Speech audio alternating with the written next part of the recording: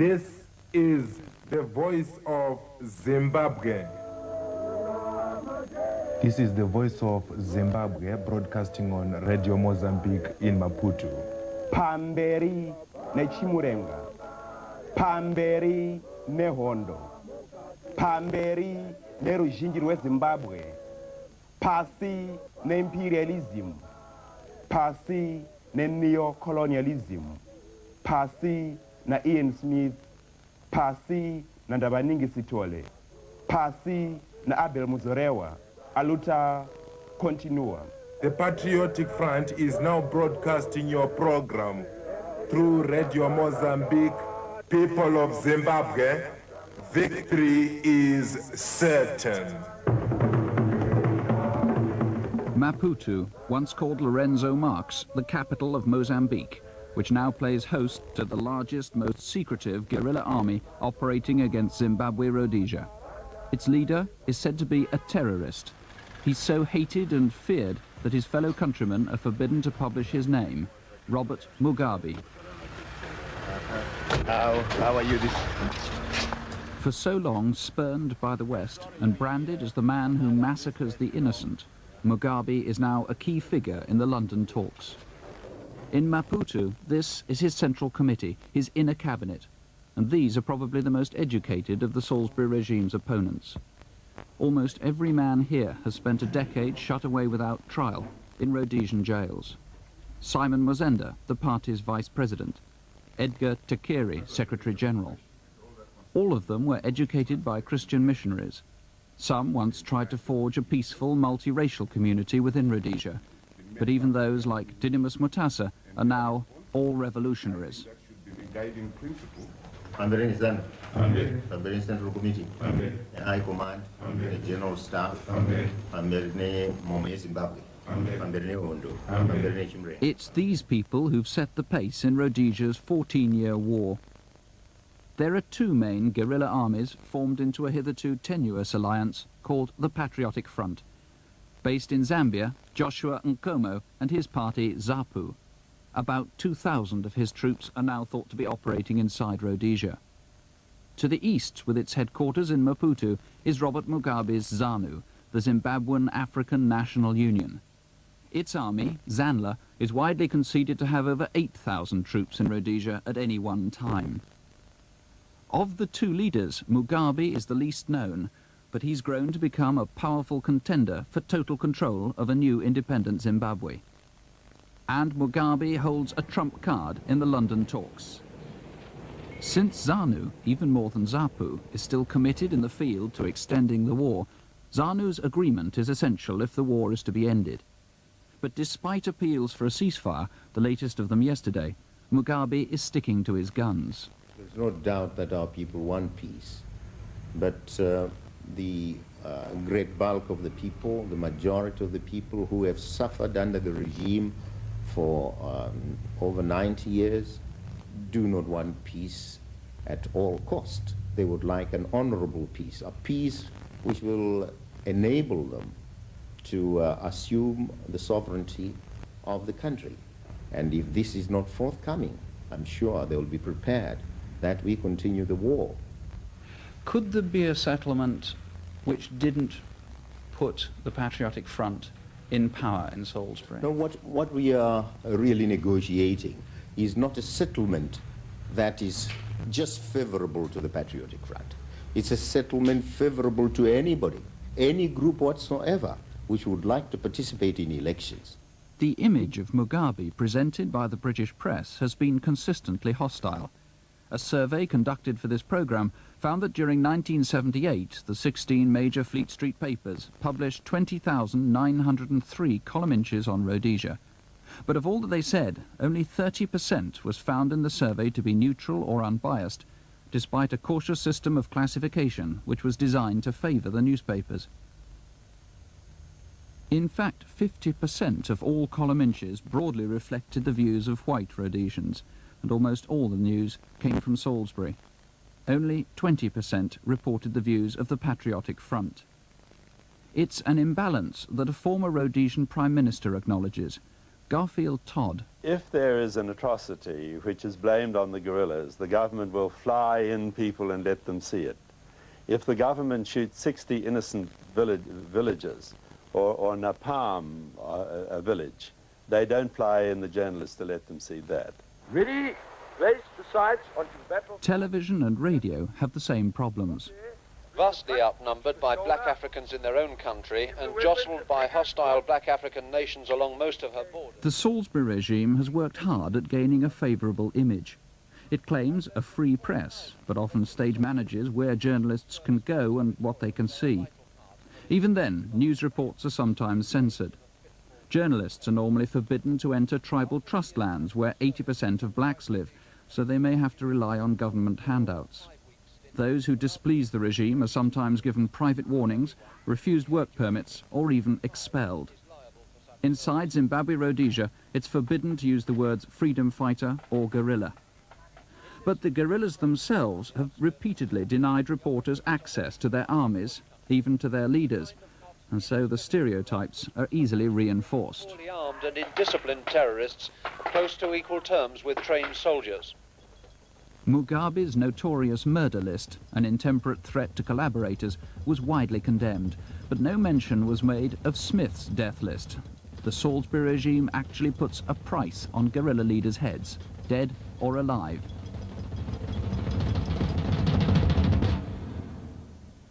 You know, Mr. Mugabe, there are many white Rhodesians, and there are many in Britain and the rest of the Western world too, who regard you as a thoroughly evil man.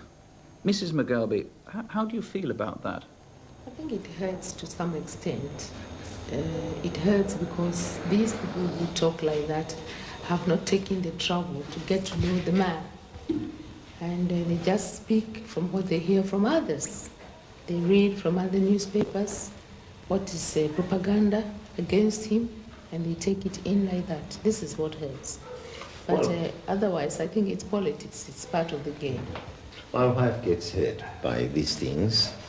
Naturally, she feels for her husband. But to tell you the truth, in politics, you have to have an inbuilt system of shock absorbers. And I just don't care what they say, as long as I know I'm right. So they can say anything in their papers, damage me in every way possible, as long as the people I lead are behind me and approve of what we are doing. That's what matters. The rest of the world will one day, you see, be persuaded to believe we were right when we resorted to armed struggle. Since they first chased the blacks from their land in 1890, power has been almost exclusively wielded by the whites. The first rebellions were in 1893 and 1896, but they were crushed with help from Britain, and the leaders were executed. For Mugabe, these were the first martyrs of the revolution. Zimbabweans resigned themselves to serfdom, but bitter memories passed into African folklore. The revulsion, I think, started through the stories that our parents used to narrate to us, how the white man came to the country, how he grabbed the land. And in a society where you have a class whose main purpose and accepted privilege is to exploit others, you naturally get repulsed if the majority of people are being oppressed, being exploited. You can't avoid, if you have any moral principles at all, the call to do something about it. To this day, while all white children complete secondary education, only 3% of blacks do. Robert Mugabe was lucky. There was a Catholic mission right beside his village. But even missionaries weren't exempt from prejudice. Edison Schwabgo. We were in Form 4 and were invited by the superintendent, who is a minister, Wesleyan Methodist, to come to his house as a class for tea. We had the tea, we sat in the sofas, and just as we were walking out, we actually saw his wife come down with a fumigator and fumigating the seats where we were, in which we had been sitting just a few moments ago. I went out and cried, and I vowed I'd never again go to church.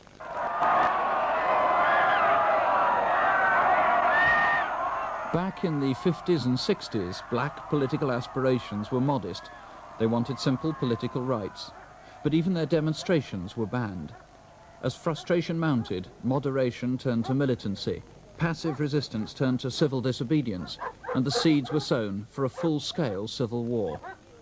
You cannot fight these grievances by pleading for their rectification. You can only do so by getting to the root cause of the problem. And that's the problem of power. But at that point, you were firmly committed to achieving power through the ballot box. Yes, through the ballot box, that's right. At what stage did you very first consider that it might be necessary, in your view, to use a gun? To use petrol bombs as far back as 1960, and we were the first to use them, but purely as a means of pressure, not really to try and destroy life, but to intimidate the authorities into conceding, as it were, to our wishes. Did it work? It didn't work. Then we had demonstrations and strikes. She participated in one of the best organized demonstrations in the country, the women's demonstration. Thousands of them were sent to prison in Salisbury, and thousands sent to prison in Bulawayo and Gwelo and Umtali in 1961. Then, in 1962, black opposition was banned. Overnight, the authorities turned ZAPU from a legitimate political party into an underground resistance. Hundreds were arrested and imprisoned without trial. Resentment began to burn more fiercely. In 1963, the more radical elements, most of them in prison, broke away from ZAPU to form ZANU. Prison became their campaign headquarters. The young Mugabe was to spend 11 years in detention, away from his wife and his only child. Then I had the little boy, and then he died. And, How did he die? He had malaria with convulsions, and we couldn't, save him.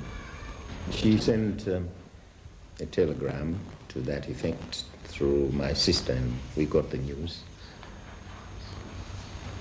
That was it. There was nothing you could do. It was a terrible event. But there was nothing you could do. I tried to get permission to go and bury my child, but it wasn't possible to get that permission. The authorities wouldn't allow. This is the Rhodesia Broadcasting Corporation. Then, in 1965, came UDI. Any chance of a peaceful transition to black government was destroyed, in the words of Ian Smith, for 1,000 years at least. I believe that we are a courageous people, and history has cast us in a heroic role. Britain lacked the will to put down this constitutional treason. The UN could only offer sympathy and sanctions, and the scene was set for guerrilla warfare. It must be a terrible responsibility to have to bear, to know that you were instrumental in starting a war. I mean, however just you feel a conflict to be. No. I didn't feel any conflict at all. I felt justified. There was the whole history of our having tried non-violent methods. They had failed completely. And neither the settler regime nor Britain heeded our cries. They just wouldn't move. They wouldn't yield an inch. And so we decided, without any qualms about it, that armed struggle would be the right thing. Have either of you personally ever carried a gun or fired a shot in anger? That's what Smith says about me, that I haven't fired a shot in anger. But I'm not a trained soldier as such. I'm a revolutionary nevertheless. It's a revolution that's brought out that most conservative of emotions, plain, old-fashioned patriotism. Zimbabweans are always said to be a gentle people, but ZANU now claims to have 40 or 50,000 able-bodied personnel, and it's broadly accepted that they've up to 15,000 men and women at arms. ZANU's military commander, Josiah Tongagara, was the most feared and wanted man in Ian Smith's Rhodesia. He trained for a time in China, but had to learn the hard way how to fight a guerrilla war. We have learned a lot. In fact, I would rather say Smith is our great teacher. Smith is a great teacher? Yes, because all the attacks he has made on us has improved our tactics. So each attack he makes, we sit down, analyze it, make scientific analysis, and then we come out with some solution to it, and that is part of increasing our knowledge. But Tongagara's army has been accused of grotesque atrocities, massacring missionaries, butchering and intimidating blacks. ZANU blames Rhodesia's undercover troops, but neither side will admit to anything more serious than an occasional misdemeanor. These pictures are published by Zimbabwe Rhodesia's Information Ministry. If you have got an army of, say, about 40,000, 50,000, you are likely to find some people mad people who may even commit some atrocities. But definitely this we are trying to stamp it out. And we have been trying that, and we have never had any official report of a group of ZANLA forces going to massacre the people. We are fighting a war which is a very difficult one, but in spite of the difficulties posed by the enemy, we take care not to make people unnecessarily suffer. But I quote from your own publication, Zimbabwe News, all land to the tillers, socialism now, you have to hit a racist settler in the groin and skull hard, very, very hard, before you can get him to scream those words. That's what we proposed. That's what we will continue to do till final victory. Let us never forget that only a dead imperialist is a good one. Now, is that the kind of language that's likely to make soldiers behave responsibly? This is only a dramatic way of saying we are waging a struggle to overthrow the settler system. It does not literally mean that we go all out to destroy the whites. No, we are fighting a just war aimed at the overthrow of the settler government, which is presently oppressing our people. You see, I wonder whether language like that might not incite young men to commit the most appalling acts within the conflict. No one is fighting an individual war. All our fighters are fighting collectively under a command that derives its authority from the Central Committee of the party. Inside Zimbabwe, the guerrillas say they've widespread support. This ZANU film was taken in what they call a liberated area, where they claim to have effectively set up their own administration, even to the extent of giving white farmers ZANU passes for safe conduct. They're farming themselves, sometimes on a huge scale, and they're teaching the villagers how to put their theories of socialist cooperation into practice. Do you find a lot of supporters among the villagers? Oh yes, oh yes. When we open a new area, we don't just go and fight. First of all, we make a study, investigation among the masses. They tell us their national grievances, and those we exploit and use them. You explain to them why you have come to them, why you are fighting this war. They have to understand it, and they have to, or you have also got to explain the difficulties which will come thereafter from the enemy, because the enemy is going to conduct some atrocities. So you have got to explain this to them, and you let them volunteer themselves and say, yeah, we are ready for that. We are prepared to face any difficulties in order to liberate our own country. This man knows from personal experience whether Tongagara and Mugabe are broadly telling the truth or not. Johannes Martens was kidnapped from his farm last year and spent 6 months in ZANU captivity. When he and another white were released, both praised the guerrillas, though in Britain only 2 national newspapers reported what they said. Now out of danger, and presumably to the bewilderment of most of his white compatriots, Mr. Martens still insists that the guerrillas did not live up to their terrorist image. First of all, I thought, well, this is it now, you know. This is where the end of my road will be, you know. This is where they're going to burn me alive. This is where they're going to really have the joy of, you know, cutting me up or doing, you know, I've read it, I've seen it, I had it, read in the papers how these people will be tortured. I mean, it's not a secret. But in fact you were treated well. If I must be honest, then I cannot say otherwise. Never have they ever laid a hand on me. Were the villagers, did they appear to be sympathetic towards... My goodness me, what do you mean? I mean, how would you put it? I mean, here they are, the terrorists. Here they come and get these people together.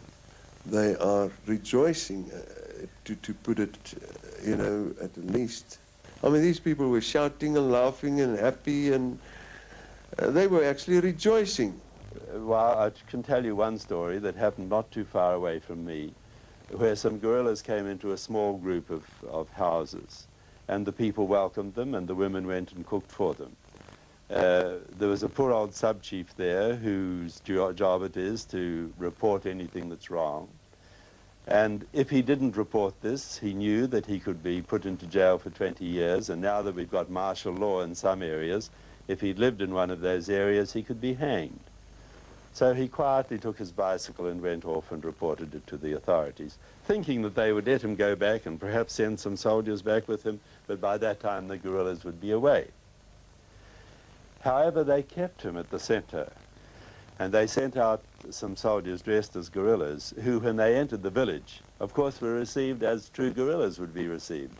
But they opened up with their automatic weapons and killed 5 people, including 2 teenage girls, and went on their way. Well, the old sub-chief hadn't come back, but he came back the next day, and the people by this time quite knew what had happened. So they just took him and killed him. And this is one of the terrible things, the division of families, the enmities that are made, the whole tragic story, where there should have been an evolution. Now we're in a revolution.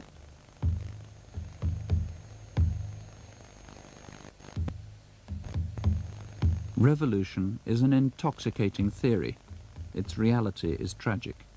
Zimbabwe Rhodesia is now a land of refugees. Not just a few thousand well-publicized whites, but well over 250,000 blacks have fled the country, and most of them have gone to Mozambique. Neither ZANU nor the impoverished Mozambicans can cope. Despite growing aid from the United Nations and the World Council of Churches, there's precious little medicine and hardly any food. The result is pitiful.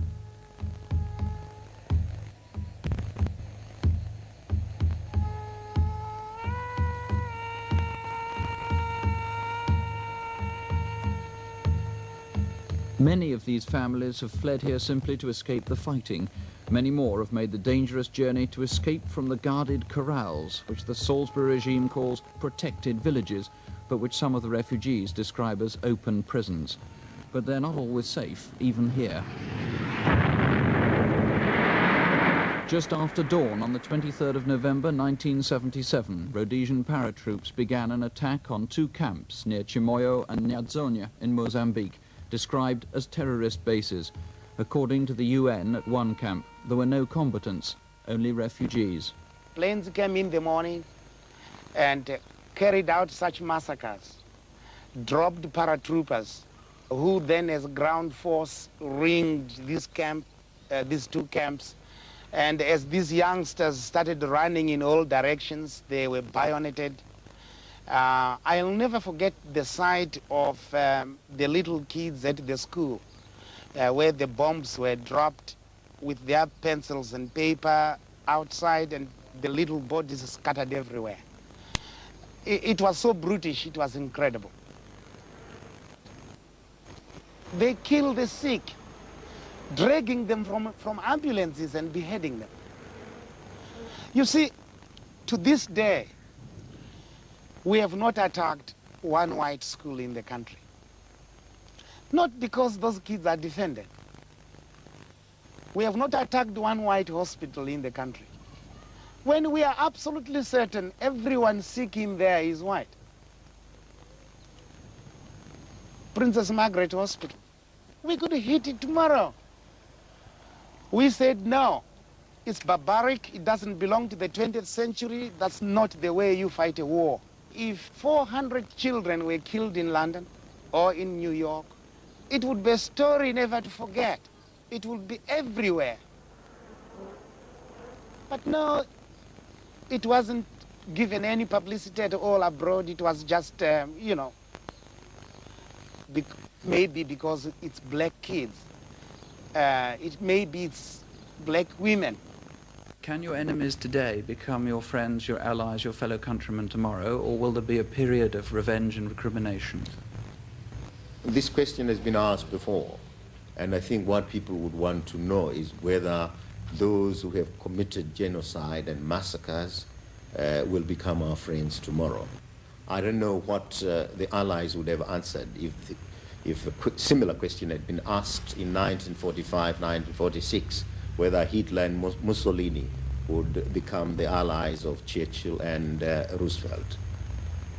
Our answer is that those who are architects of this genocide and massacres surely must, on the basis of moral and legal principles, be brought to trial.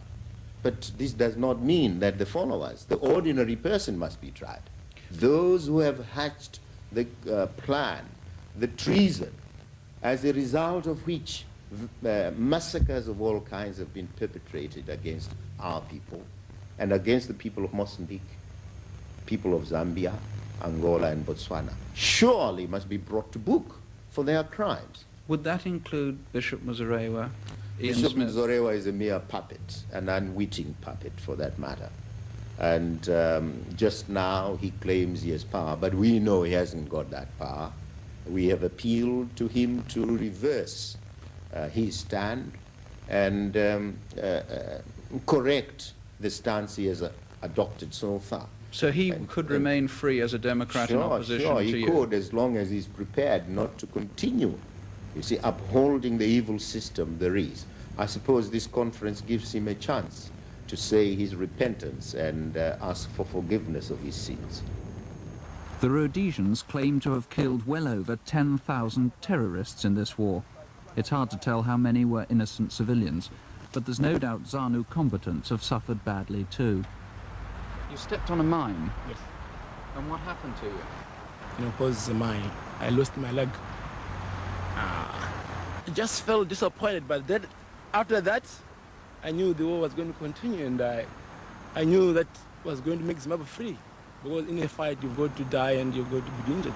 Are you still pleased that you joined ZANU? ZANU is the only party you see which I found to be the only party that can fight imperialism until to the end. ZANU's headquarters in Maputo. A parcel bomb sent here through the post. The bomb blew up the door that side and cracked the wall right out to the other end. What happened to them? He died within a few moments of reaching hospital. His entire leg, the intestines and the chest all cracked up.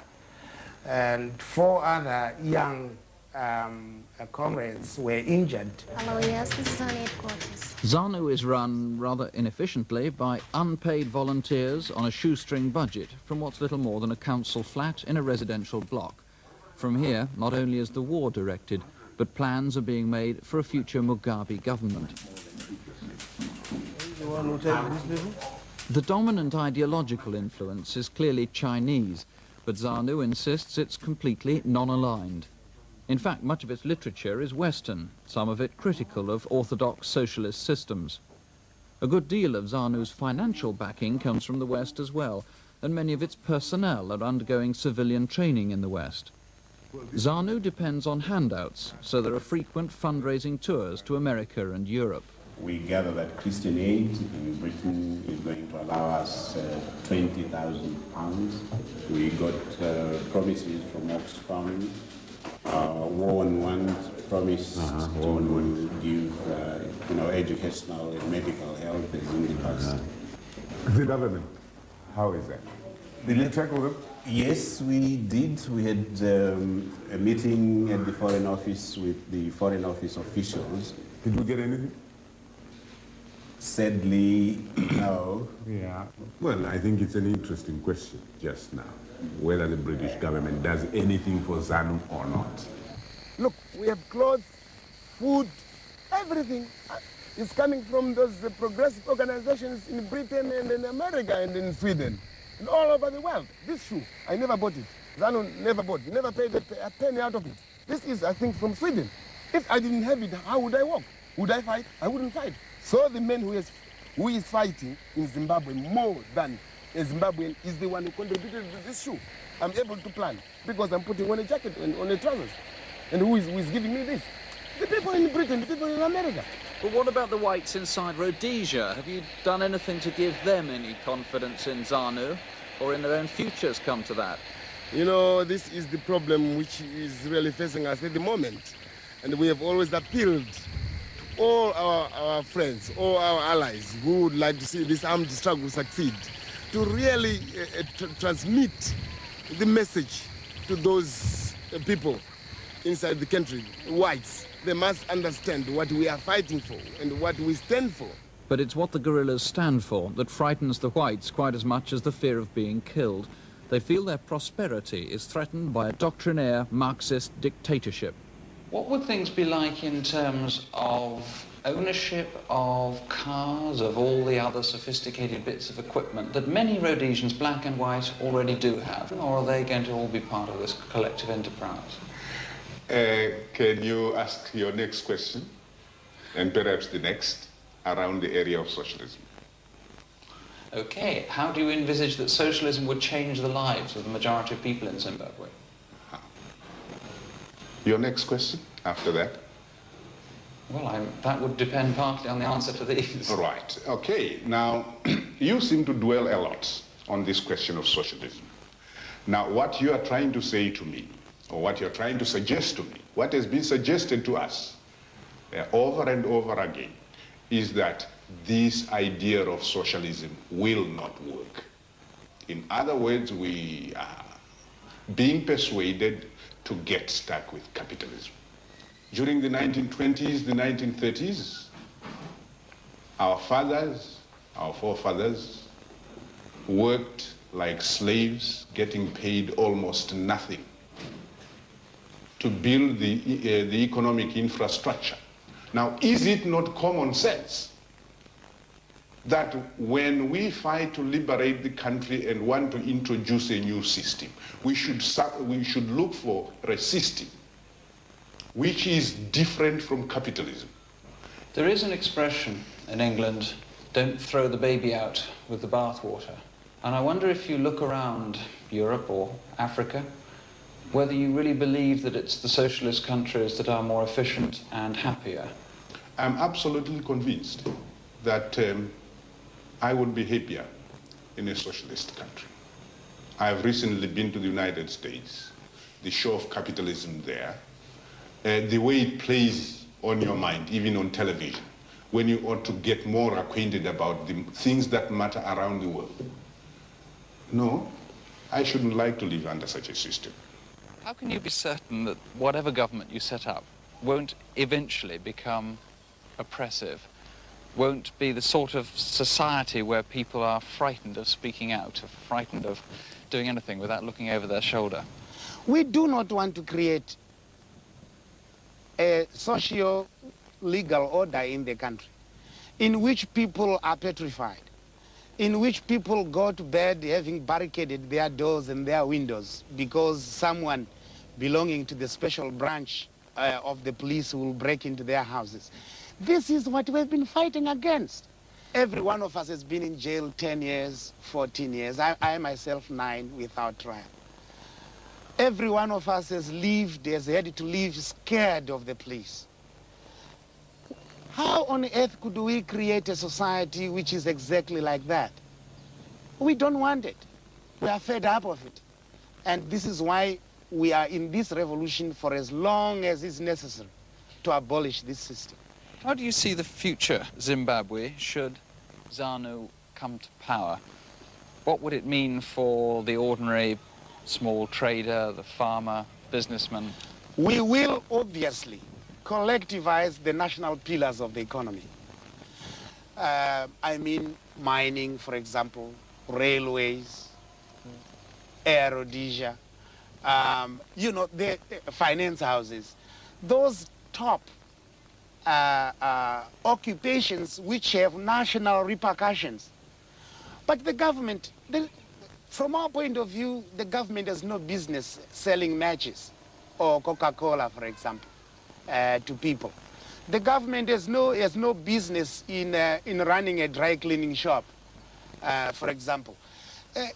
Those small distributive and other social services are better left to the individual, to individuals who want to promote the quality of life, so that the fear of some state running human affairs right down to the family is foreign to our people, is foreign to our thinking, and we have no intention of creating a system like that. Socialism, yes, but it does not mean totalitarian dispossession. It is absolutely wrong to allow a set of individuals to acquire the ownership and possession of resources which are God-given. They're not man-made.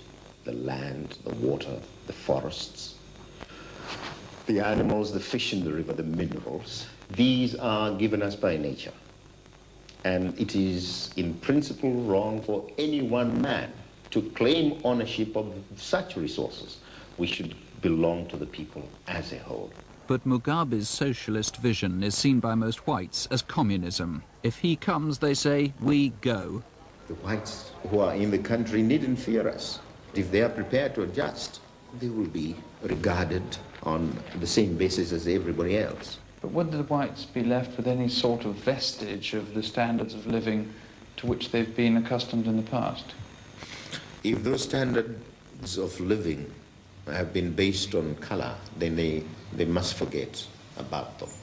But if they are based on the fact that they have the necessary skills to contribute, then they will continue to maintain them, and no one is going to deprive them of what they are entitled by way of benefits from the economy.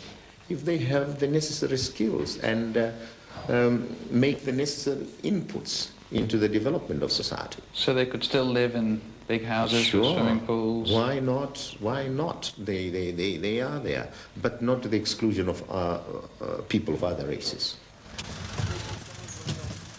The British ambassador's residence, Maputo. Zimbabweans have a love-hate relationship with Britain. They were born British, educated in British ways, and feel betrayed by Britain. The communist world has provided more consistent friends. That's an irony that isn't lost on ZANU. For by fighting the Salisbury regime, they're in one sense fighting for Britain, fighting to put down a rebellion against the British Crown. But still the British groped towards a compromise. This was the last attempt to set up a peace conference by Mr. Callaghan's advisor, Cledwyn Hughes. I've seen President Nyerere, President Kaunda, Mr. Nkomo, and I've been to Salisbury and also to Pretoria. If I can say very briefly, if the parties agree to attend, there is a reasonable prospect that the talks could end successfully. Every British government has felt it's done its best, but have they? Garfield Todd. There are only 90,000 adult whites in Rhodesia. That's all, 90,000 adult whites. I think the Western world might have even bought them out 20 years ago if it had been necessary. But to think that 90,000 adult whites have been able to hold the world to ransom is not brave, it's just outrageous. And it's deeply racial, and it's deeply racial in Britain. You can't get away from it. If a black man had been in charge of the government in 1965 and had 270,000 black followers, and these people were keeping 6 million whites in subjection, and he broke away from Britain so as to be able to keep them for 1,000 years under black rule, the freedom-loving countries of Britain and Europe and America would have fixed it up in a week. As it is, it's taken 15 years, and it's been the war, not Britain, that's forced the pace. Ian Smith has had to compromise. Those he once imprisoned are gathered to talk of peace, and behind the scenes, the frontline states have clearly exerted a moderating influence. There have already been concessions on a new constitution. The agreement needed now is on arrangements for transition from war to peace. Now, in the process of transference of power, it has to be recognized that the vicious force that minority has depended upon has to be demobilized, and a completely new force based on the fact that the people's interests have got to be safeguarded has got to emerge. We are not saying that only our troops must constitute the army. We are saying that alongside our troops there must come acceptable elements from the other side. And this will constitute the national army of the country. The Zulu Scouts have to go, the Grey Scouts, the mercenaries. These are the ugly features, the unacceptable elements which have to go of necessity.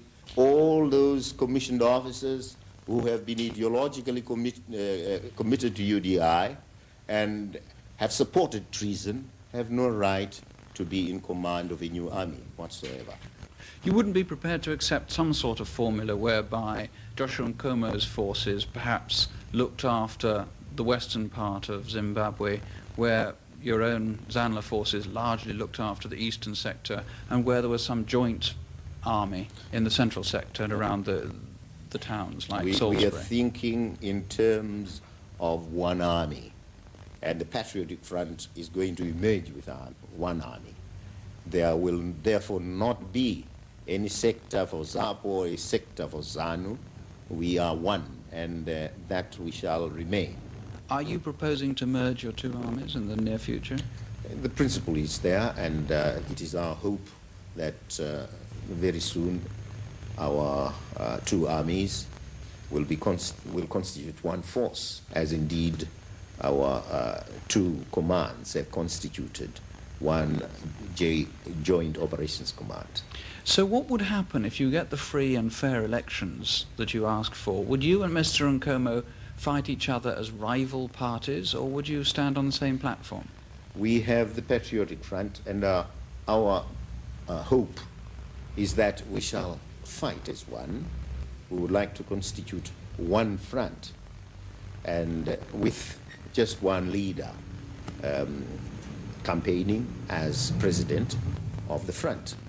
That will mean that someone will have to be self-effacing, someone will have to take a back seat. Well, this is what it means. It means that the people will have to make their choice in due course.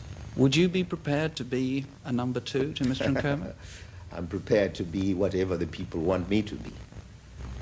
A lot of viewers might find that hard to believe, might find it very hard to believe that a man who's fought for so long would be prepared to give up the fruits of power just at the point of achieving them. We haven't been fighting for individual benefit. We've been fighting to get power into the hands of the people. In other words, we have been fighting a people's struggle. And in the course of fighting for this struggle, some of our leaders, colleagues have died. Others survive, but the people continue all the time. And so it's the interest of the people really that is the decisive factor. That's the paramount issue. What transference of power there's already been to the people was scorned by the Patriotic Front, and the existing constitution's been rejected by the London Conference. Bishop Muzorewa is now Prime Minister, though effective power resides where it always did.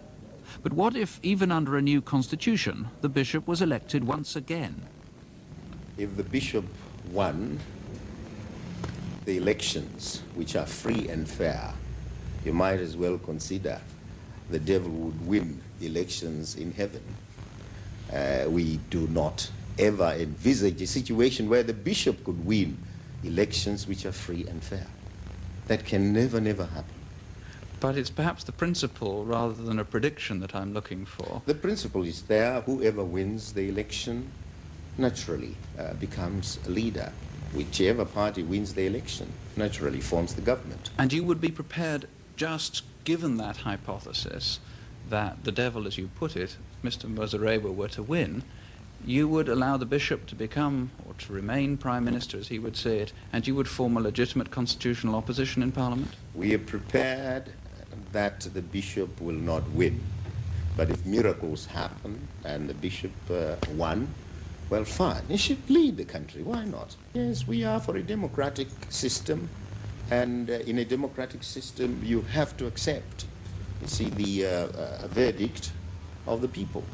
When I spoke to you in Maputo, you said that if the people were in favour, then you would certainly favour a one-party state.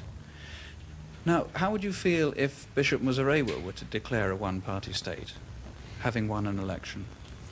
Once again, if that is the verdict of the people, the decision by which we must abide. And where would that leave you and ZANU supporters? Imagine a situation where ZANU and ZAPU can lose. I think together we constitute the most formidable front of all the groups inside the country. Any possibility of our being defeated in any elections. What some of us are fighting for is to see that this oppressive system is crushed. We don't care whether, I don't even care whether I would be part of the top echelon in the room. I'm not worried, but I'm dying to see a change that, you know, in the system. That's all. That's all. I would like to see the young people enjoying together, black, white, enjoying together in a new Zimbabwe. That's all. Much will depend not just on what constitution is agreed in London. The British government is biased in favour of the internal regime. Are you then distrustful of Lord Carrington as Foreign Secretary and Mrs. Thatcher, the Prime Minister? No, I'm not, but they have a political stand which favours the internal regime, and they as individuals are probably free of bias. Conservatives are obviously in favour of the regime, the present internal regime continuing, and hence the attempt to lift sanctions. Are you that this conference will succeed, that there is an end to the war in sight? I think if we continue as we have started, the possibility of reaching a settlement is there, but we hope the sincerity with which Lord Carrington has so far handled issues and listened to our own criticisms and observations will help the conference to conclude a peace agreement.